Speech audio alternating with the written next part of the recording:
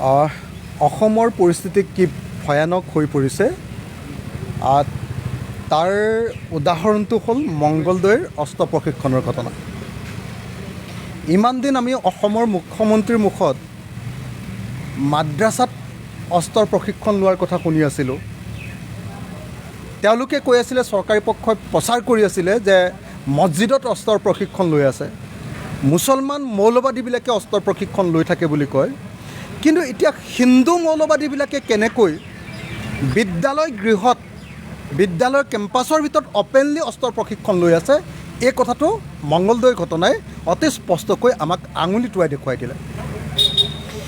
এইটো হ'ল অসমৰ ভয়াৱহ ভৱিষ্যতৰ এইটো এটা ইংগিত বা অশনি সংকেত এটা। আমাৰ দেশখন কেনেকৈ, আমাৰ ৰাজ্যখন কেনেকৈ সাংঘাতিক ধৰণে সাম্প্ৰদায়িকভাৱে বিভাজিত কৰি পেলোৱা হৈছে, কেনেকৈ মৌলবাদী শক্তিবিলাকে, হিন্দুৱে হওক বা মুছলমানেই হওক, মৌলবাদী শক্তিবিলাকে কেনেকৈ আমাৰ শাসন ক্ষমতা দখল কৰি পেলাইছে, কেনেকৈ চৰকাৰৰ পৃষ্ঠপোষকতাত এই মৌলবাদীবিলাকে কেনেকৈ আজি অস্ত্ৰ প্ৰশিক্ষণ ল'ব পৰা পৰিস্থিতিৰ সৃষ্টি হৈছে। আজিৰ এই মঙলদৈ ঘটনাটোৱে এইটোকে প্ৰমাণ কৰা আমি দেখিবলৈ পাইছোঁ। আমি সেইকাৰণে অতি স্পষ্টভাৱে জনাব খুজিছোঁ যে মঙলদৈত যি ঘটনা ঘটিছে তাৰ কাৰণে অনতি বিলম্বে যিসকল প্ৰশিক্ষাৰ্থী অস্ত্ৰৰ প্ৰশিক্ষণ আমি শুনিছোঁ যে অতি স্পষ্টকৈ তেওঁলোকে কৈছে যে তেওঁলোকে পিষ্টলৰ প্ৰশিক্ষণ লৈছে, তেওঁলোকে বন্দুকৰ প্ৰশিক্ষণ লৈছে। ট্ৰেডিশ্যনেল অস্ত্ৰ শস্ত্ৰৰ প্ৰশিক্ষণ ল'ব পাৰে বুলি আমি আজিলৈকে গম পাই আছিলোঁ যে কাৰ্ড হেনো কোনোবাই যদি কৰিছে তেতিয়াহ'লে সেইটো বহুত ডাঙৰ ঘটনা নহয়, সেইটো ক'ৰবাত ট্ৰেডিশ্যনেলি নিজৰ গাঁৱত ক'ৰবাত তেনেকুৱা হ'ব পাৰে, নিজৰ গ্ৰুপৰ মাজত এনেকুৱা হ'ব পাৰে। কিন্তু এতিয়া দেখা গ'ল যে আজিৰ দিনটোত অসমত বন্দুকৰ, পিষ্টলৰ, আজিৰ দিনটোত অসমত আপোনাৰ বন্দুকৰ, পিষ্টলৰ এইবিলাকৰ প্ৰশিক্ষণ ল'ব পৰা পৰিস্থিতি হৈ গ'ল। আগতে কৈছিলে যে মছজিদত এই প্ৰশিক্ষণ হয়, আগতে কৈছিলে যে মাদ্ৰাছাত এই প্ৰশিক্ষণ হয়, চৰকাৰে প্ৰচাৰ কৰি থকা দেখিবলৈ পাইছিলোঁ। এতিয়া আমি দেখিবলৈ পালোঁ যে নহয়, আজি বিদ্যালয়ৰ বিদ্যালয়ৰ কেম্পাছৰ ভিতৰত এনেকুৱা ধৰণৰ ঘটনা সংঘটিত হৈছে। কোন বিদ্যালয়ত? হিন্দুত্ববাদী বিদ্যালয়ত, RSSৰ বিদ্যালয়ত, মহৰ্ষি বিদ্যা মন্দিৰৰ ভিতৰত এই ধৰণৰ ঘটনা সংঘটিত হৈছে।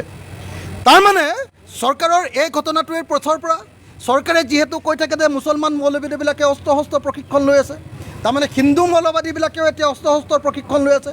তাৰমানে দুটা মৌলবাদী গ্ৰুপক চৰকাৰে প্ৰত্যক্ষ বা পৰোক্ষভাৱে আচলতে তেওঁলোকে পৃষ্ঠপোষকতা কৰি আছে নেকি? মণিপুৰৰ নিচিনা ঘটনা সংঘটিত কৰিবৰ কাৰণে এই ব্যৱস্থা গ্ৰহণ কৰা হৈছে নেকি? মণিপুৰৰ নিচিনা দুটা জাতিৰ মাজত, দুটা ধৰ্মৰ মাজত এনেকৈ সংঘৰ্ষ লগাবৰ কাৰণে চৰকাৰে ইচ্ছাকৃতভাৱে এনেকৈ হিন্দুত্ববাদী মৌলবাদী শক্তিবিলাকক এনেকৈ অস্ত্ৰৰ প্ৰশিক্ষণ দিয়াই আছে নেকি? এই প্ৰশ্নটো অত্যন্ত প্ৰাসংগিক হৈ উঠিছে।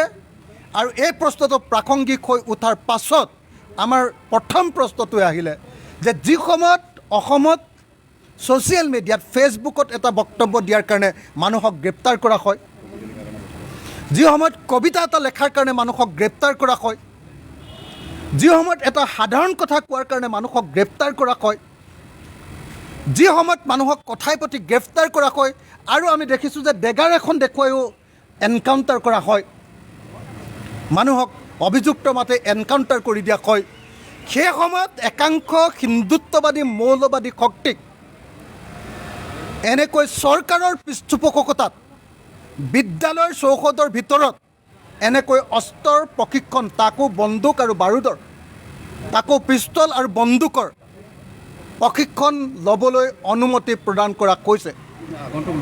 প্ৰশাসনে, আমি দেখিছোঁ যে প্ৰশাসনে তাক একদম সম্পূৰ্ণৰূপে পৃষ্ঠপোষকতা কৰিছে।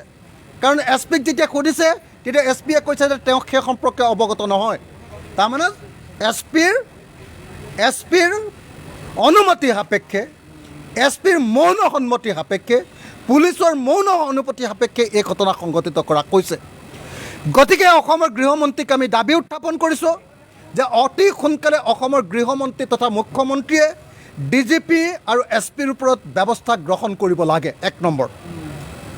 2 নম্বৰ, যিসকলে প্ৰশিক্ষণ লৈছে তেওঁলোকক গ্ৰেপ্তাৰ কৰাৰ ব্যৱস্থা কৰিব লাগে, যিসকলে প্ৰশিক্ষণ দিছে তেওঁলোকক চিৰকালৰ কাৰণে বন্দিত্ব কৰা, জেললৈ পঠিয়াই দিয়াৰ ব্যৱস্থা গ্ৰহণ কৰিব লাগে।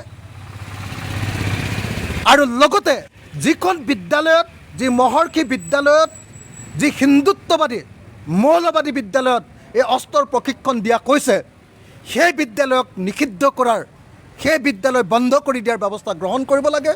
আৰু লগতে গৃহমন্ত্ৰী হিচাপে অসমৰ মুখ্যমন্ত্ৰীক আমি পদত্যাগ কৰাৰ কাৰণে দাবী উত্থাপন কৰিছোঁ।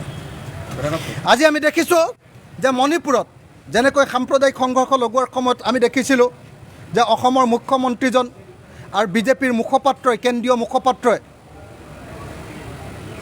কুকি উগ্ৰপন্থী সংগঠনৰ লগত চুক্তি কৰিছিলে নিৰ্বাচনত জিকিবৰ কাৰণে।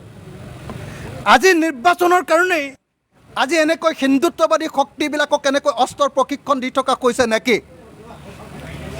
এই অস্ত্ৰৰ প্ৰশিক্ষণ লোৱা হিন্দুত্ববাদী RSS, বিজেপি বা তেওঁলোকৰ যিবিলাক মৌলবাদী শক্তি, এইবিলাকে এদিন গৈ দেশৰ সাৰ্বভৌমত্বৰ কাৰণে ভাবুকিস্বৰূপ হৈ পৰিব নেকি? তেওঁলোকে অস্ত্ৰ শস্ত্ৰৰে দেশৰ শাসন ক্ষমতা দখল কৰি পেলাব নেকি? এইটো অত্যন্ত ভয়াৱহ ভৱিষ্যতৰ ইংগিত। এই ঘটনাৰ পাছতো যদি এই মৌলবাদী শক্তিবিলাকৰ ওপৰত কোনো ব্যৱস্থা গ্ৰহণ কৰা নহয়, তেওঁলোকৰ কেম্প যদি ভাঙি পেলোৱা নহয়, তেওঁলোকৰ প্ৰশিক্ষণ লোৱা বিদ্যালয় যদি বন্ধ কৰি পেলোৱা নহয়, তেওঁলোকৰ প্ৰত্যেকজন প্ৰশিক্ষাৰ্থীক যদি গ্ৰেপ্তাৰ কৰা নহয়, তেওঁলোকৰ প্ৰশিক্ষণ দিয়া নেতাবিলাকক যদি চিৰকালৰ কাৰণে বন্দী কৰা নহয়, আৰু ৰাষ্ট্ৰীয় বজৰং দলক যদি বেআইনী ঘোষণা কৰা নহয়, তেতিয়াহ'লে বুজিবলৈ বাকী নাথাকিব যে হিমন্ত বিশ্ব শৰ্মাৰ বিজেপি চৰকাৰখনে RSS আৰু বিজেপিৰ নিৰ্দেশ মতে এনেকৈ অস্ত্ৰৰ প্ৰশিক্ষণ দিয়াইছে। আৰু এই অস্ত্ৰৰ প্ৰশিক্ষণ দিয়া সন্ত্ৰাসবাদীবিলাকৰ জৰিয়তে অসমত ভয়ানকভাৱে সাম্প্ৰদায়িক সংঘৰ্ষ লগাবৰ কাৰণে বন্দী কৰা হৈছে।